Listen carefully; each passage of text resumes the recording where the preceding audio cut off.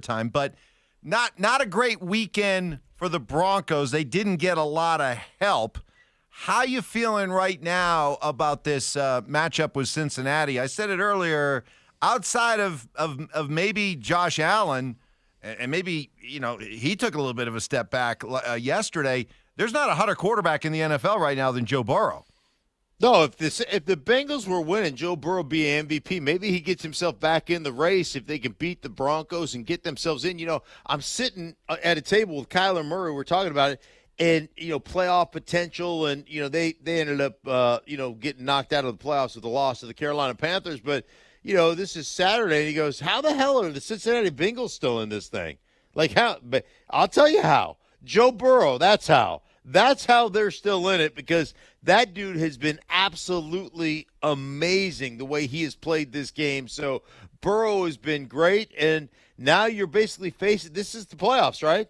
This is a game for the playoffs. You win and you're basically in. Am I right on that? Yeah. Whoever wins this game, pretty much? If they win, they're in. If they lose, they could still beat the Chiefs in the final game, which – the Chiefs may have nothing to play for. Honestly, the season may come down to Christmas Day here. If the Steelers beat the Chiefs, the Broncos are in trouble. If the Chiefs win that game, have nothing to play for, maybe they catch a break. But I do think, even though the Bengals don't have a winning record, I do think, Stink, that going in there and winning on December 28th in Cincinnati in a game that has playoff implications, that for me will check the box of that's a good win for this team.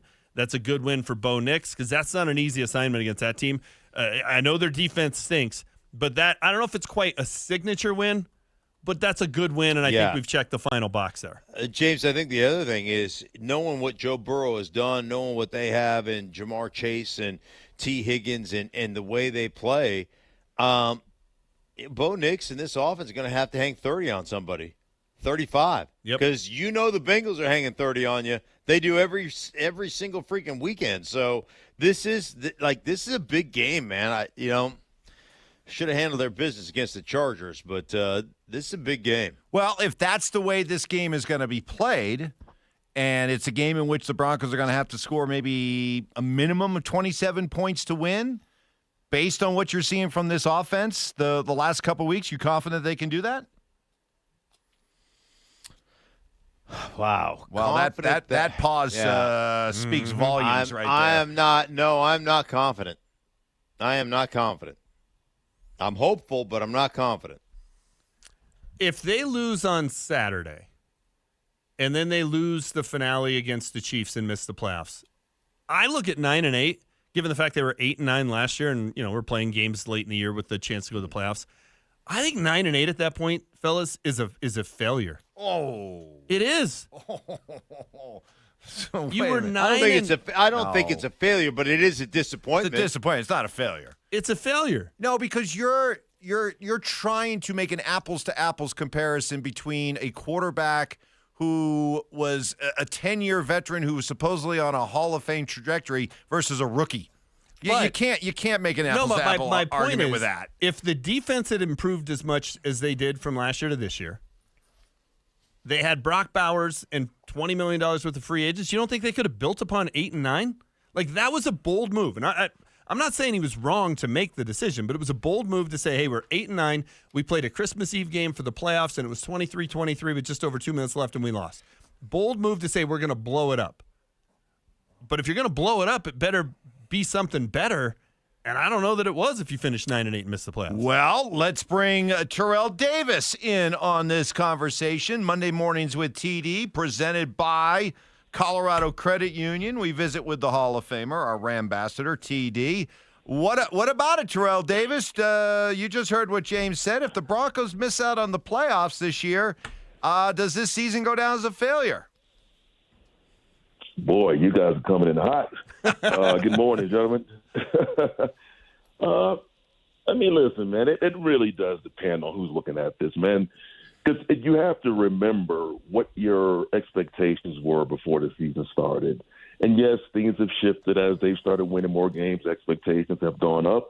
I've shifted my expectations of this team to where a few weeks ago, I felt like making the playoffs is a must. And if they don't make the playoffs, I think there would be a little bit of the season was a failure.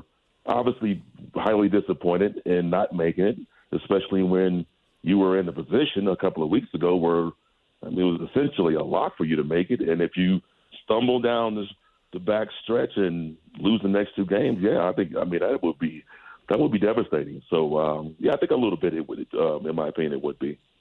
How concerned are you with this game Saturday facing the Cincinnati Bengals and exactly how offensively this Bengals team with Joe Burrow has just been on fire? Man, yeah. I mean, you got to be now. This Bengals team, they're fighting clawing, trying to get into the playoffs as well, 7-8.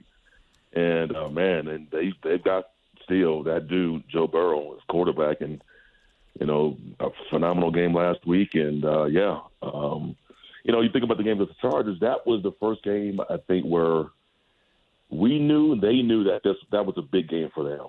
And, they didn't pass the test. They didn't play like that game was a critical game.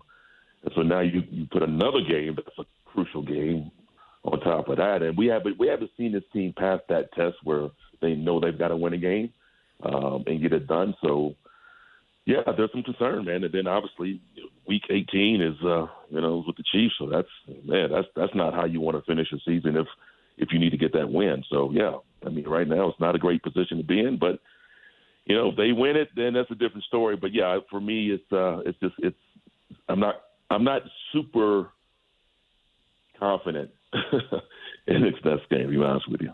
TD, the Broncos in LA had an 11-point lead. They're running the football well. Sean Payton has run it written on his play sheet, reminding himself to run the football, and they still don't in the second half as much as they had in the first half. When you watch this team, does it frustrate you that they refuse to run the football? Why do they refuse to run the football? Doesn't seem like it should be that hard to figure out if you're the play caller of what was working and what would be the smart thing to do there in the second half. Yeah, James. I mean, it does. I mean, when you watch them, and to your point, it's still confusing because it's like I'm looking at who's back there, and they're rotating a lot of different bodies, and there's Mims back there, and it's like Estime's running, and you got Javonte. It's just a lot of different backs back there rotating, and I just don't know how you really can be consistent in having a successful run game without just identifying a guy who's going to be the guy. And we're pretty late in the season to where you should that person should be identified at this point. I think Estime had 9 carries, 48 yards. I mean, 5.3 yards per carry. That's a good base. But but again, 9 attempts. How do you really get somebody in the groove with only 9 attempts, and then you really can't establish a whole lot with just the amount of bodies that seems to be rotating in that backfield. But that was a bizarre game. I went to the game. I was in LA watching that game, man. It was just, it was a lot of Broncos fans there. It felt like a home game. And the second half just felt totally different than the first half. And, maybe it was the free kick that kind of, carried the momentum into the second half. But it was just a weird game in the second half as opposed to the first. Monday Mornings with TD, presented by Colorado Credit Union. I want to direct this at both you, TD, and Stink, because we all know how well you guys ran the football. The reaction coming out of the Charger game was Sean abandoned, gave up on the run game in the second half. What would be the reasons why, if he indeed did give up on it? What can you maybe give us some understanding of why he thought they shouldn't run the ball or try to run the ball in the second half? Stink, start with you. Well, I mean, they had 13 carries in the first half. They had 8 carries in the second half.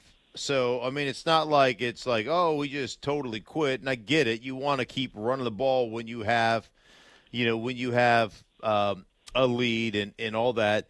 They botched the end of that first half. And I'll put that on Sean. Just completely botched the end of that first half, allowing the Chargers to get that free kick. And I get there was a penalty on there. But that Jim Harbaugh was thinking about it, and I don't believe the Broncos and Sean Payton were.